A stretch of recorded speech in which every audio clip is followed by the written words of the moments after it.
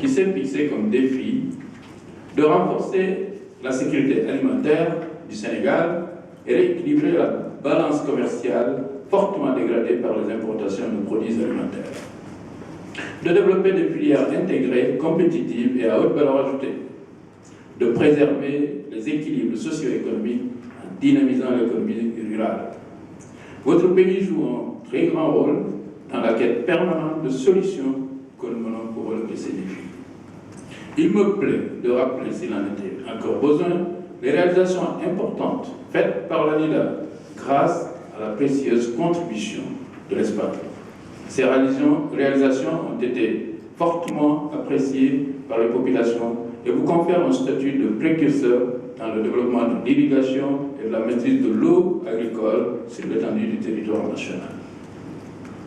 La première ferme, une des premières fermes de 50 hectares réalisée en 2000 à Guilac, dans le département de Mbourg, est consolidée un an après pour un coût global de 850 millions de francs CFA et aujourd'hui une véritable usine de production avec plus de 1200 tonnes de produits exportés annuellement et 1000 emplois par jour en période de campagne de production. D'autres réalisations plus importantes ont permis de mettre à l'échelle le programme d'aménagement des fermes agricoles grâce à un important financement du Royaume d'Espagne d'un montant de 10 millions d'euros en 2000. Cette contribution a permis l'aménagement de 9 grandes fermes avec des activités de production diversifiées dans les régions de Louga, Kaolack, Saint-Louis, Thiès, Tambacounda et Ziguinchor. Nous pouvons dire, sans risque de nous tromper, que le pôle de l'exportation de produits horticoles s'est étendu dans les régions sud et est du Sénégal grâce à ces fermes avec plus de 2000 tonnes de melons exportés en contre-saison 2019 dans les fermes de Kandio à Kolda, Neteboulou à Tambacounda et Kapes à Ziguinchor.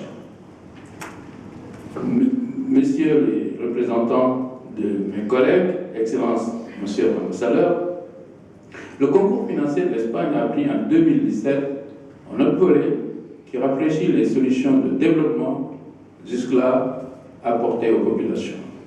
Il s'agit de la contribution financière d'un montant de 3 millions d'euros apporté pour le programme de petites fermes familiales Natangé en Casamance.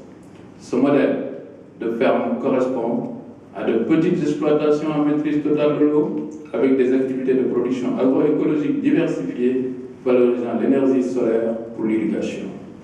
Au total, 105 fermes familiales Natangé sont réalisées dans les régions de Ziguinchor, Kolda et Sédhiou pour l'insertion des jeunes dans des exploitations agricoles favorables et des activités de production en toute saison grâce à la maîtrise de l'eau.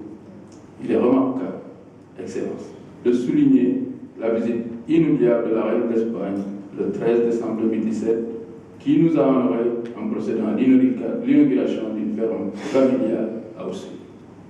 Mesdames, Messieurs, l'intervention de la coopération espagnole s'est étendue à d'autres projets et programmes des domaines ces dernières années. En l'occurrence, on a eu le PADER, le programme d'appui au développement agricole, à l'entrepreneuriat rural.